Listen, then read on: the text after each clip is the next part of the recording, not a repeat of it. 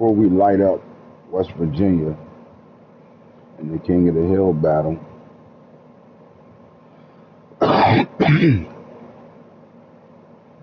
we're going to dig into some other stuff because it is week 10 and the awards playoff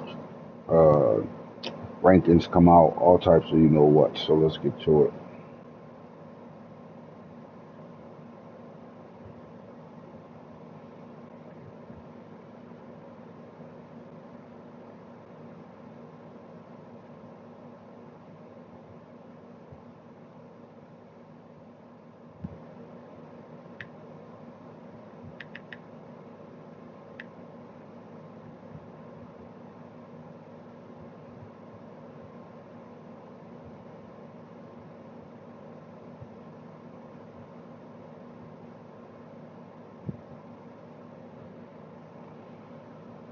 When we at week 10, you know, all the stuff come popping up right now. Let's take a look and see where these Buffalo from Boulder stand at in the college football playoff tree right now. So it looks like Memphis is 8-0. They're 25 in the nation right now.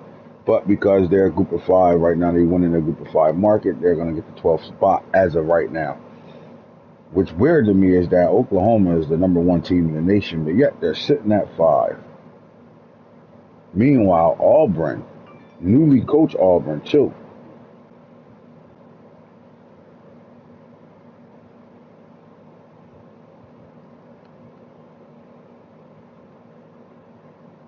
This nigga crazy.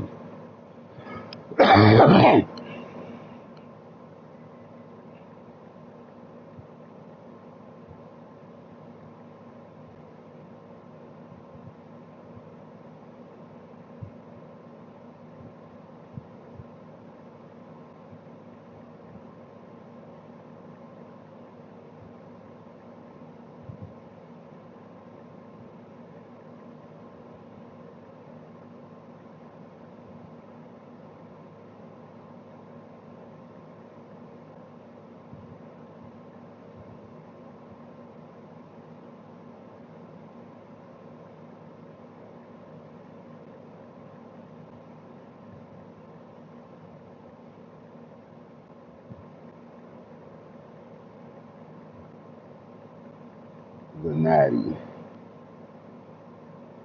a year before.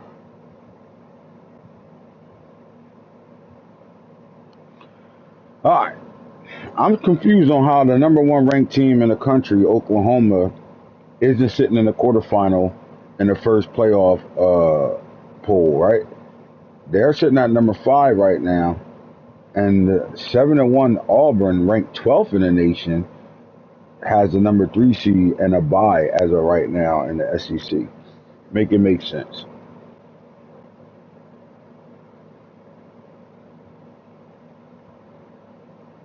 We'll get you if they're going to have to match up in that SEC championship game to figure out who's who and what's what. But that's kind of confusing to me. I don't know what the hell the playoff voters are doing right now, but that's a little weird to me. Then you're looking at all the way at the bottom, you got the 10th seed, LSU, sitting at 6-1. They're number 8 in the nation, going up against 7-0 Ohio State, who's number 4 in the nation. Michigan, sitting at 7-0, are number 5 in the nation. They got the 2 seed as of right now. So Oregon at 7-0, Ohio State at 7-0. Oregon, who's the defending national title team and hasn't lost a game in 3 seasons, are now in the 6th seed in the first playoff poll, with Michigan sitting at number 2, ready to take on somebody in the Rose Bowl as of week 10. Now, there will be conference championship games. Things will change later on, but the first poll is showing it like this. Cincinnati, 7-1, they're number 9 in the playoff, but number 7 in the nation. They're going to go up against 6-1 Miami, who's the 6th seed and we're in the top 25, but number 8 in the playoff poll. So if the playoffs was to start today, you will have 12 seed versus 5 Memphis, Oklahoma, 9 versus 8 Cincinnati, Miami, 11 USC, number 9 in the nation, number 11 in the playoffs, 6-1 will be going up against undefeated Oregon, number 3 in the nation, 6 on the playoff poll. And then LSU will be taking on Ohio State, 6-1 versus 7-0. Notre Dame's back at it, right? They went from not ranked this year to ranked number 15. So they don't even have a top 10 playoff spot right now, nor does Auburn, 12 and 15. But right now, because of how their conference is going, Notre Dame will be playing in the ACC championship game. And that'd be crazy. That'd be a story to talk about, that Notre Dame that, was coachless over the last 4 seasons and really hasn't really been doing anything. They fell off the map, actually. Hires top tier Craig, and they're sitting at number 15 now after not being ranked at all in the preseason. Same thing with Auburn. Auburn has a rebirth going on right now too. And Coach Rob has his team 7-1. Their only loss early on in the season, I think, to Miami early on, I think week 1. And they're sitting at the number 3 seed right now. And again, Michigan sitting at number 2, and Colorado will be playing an All-State Sugar Bowl at number 1 right now. These things will change. I mean, this is just the first week of the playoff tree being up. So we'll be taking a look at that throughout the rest of the season. Now, who've been pitting on for their teams all year long? Let's get to it. Awards watch list right now. If the awards was handed out today, Sincere Johnson, man, one of the long seniors that stayed around for Ohio State through that mega front 7 defense that they had over the last 3 to 4 seasons.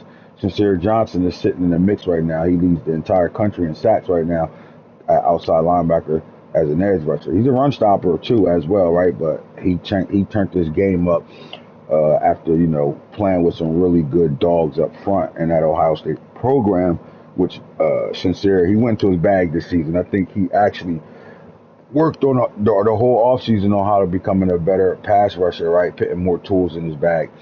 And it's paying off right now. The redshirt senior is sitting at number 1 of the Player of the Year award right now. We're going to go through the whole list. You got Jacoby Clapper, another senior, redshirt senior. He's been a really good linebacker throughout his career at Oregon, right? These guys redshirt, and then they play the next 4 years, giving themselves 5 years on the field.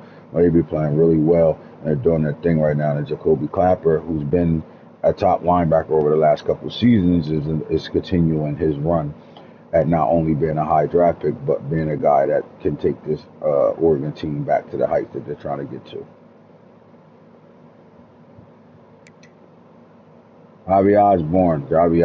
Jabe. All right. Now, this is the only 1,000-yard back as of last week. The returning back, right? He's a national title back, right? He's a guy that's won a title a couple seasons, right? Two of them at best, right? But listen, he's right now showing that he's the best running back in the country right now. Probably being the only running back on this list. Deion Dawsey had a breakout diaper dandy year as a freshman, right? Deion Dawsey was in the Heisman race all year last year. As a true sophomore, he's right back to doing things he was doing. Like, I watched him play in a couple of games, and he literally takes over defenses. Like, he literally controls the other team's offense. Like, he shuts one side of the field down when he gets into his get-to, right? He's a guy that is going to be highly sought after when he's able to be eligible for the NFL draft. But right now, he's holding his Miami team down. He's actually one of the pieces that got them to turn it back around right after that early loss in North Carolina. Deion Dawsey has put the team on his back, along with Paris Bullock, the middle linebacker, as well, sitting at number 5. How about Buck McClellan, right? He hops up to the number 6 spot at quarterback. New quarterback, too, right? He sat and waited his time. He's a redshirt junior. Sat behind the great Achilles Smith Jr. And now Buck McClellan, right? The dual threat out there in Ohio State. They're saying he is, could possibly be one of the best dual threat quarterbacks they've had. And he's a guy that's patiently waited his time. He's going to at least get 2 seasons if he stays, which usually they do, right? In Oregon, the NIL is really good over there. Those guys don't leave early. Our first wide receiver pops up on the board, right? And what makes this kid special is not only is he one of the best deep threat, if not the best deep threat receiver in the league. Like, he gets behind your defense all game long. Like, But what I saw, I watched the Clemson game. That was a really good football game. Clemson versus Miami. That was a couple of weeks ago. And what I saw was I saw Taven Troop show the world as a redshirt junior. He showed the world that he's just not a one-trick pony. And what I mean as a true wide receiver, he's showing the world he's not a one-trick pony, which is a guy that just runs under bombs, right? He actually ran the route tree in that Clemson game, and he was the source of them winning that game, right? He went off in that game. And it wasn't just, running under bombs or jumping up for 50-50s. He was running a route tree. We got to see him show his bag as a receiver. Now, what makes him super special is he's also a dog on special teams, right?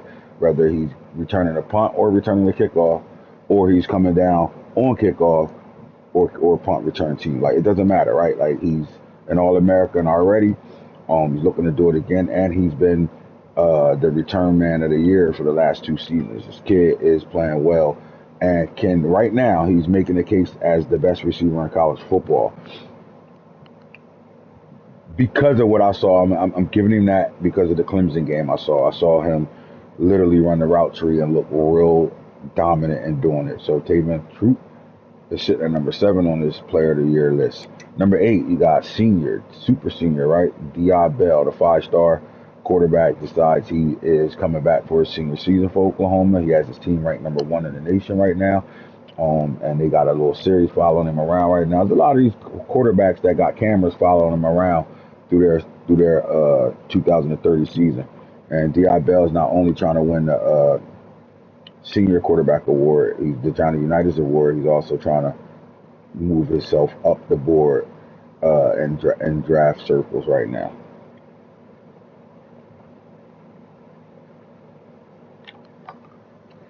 The next player on this list, young C.J. Sadler Jr., the true junior, right?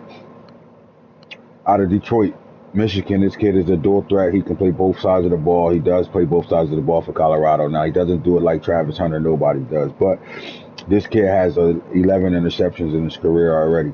And that's playing. We can't upload that. What happened? And that's him.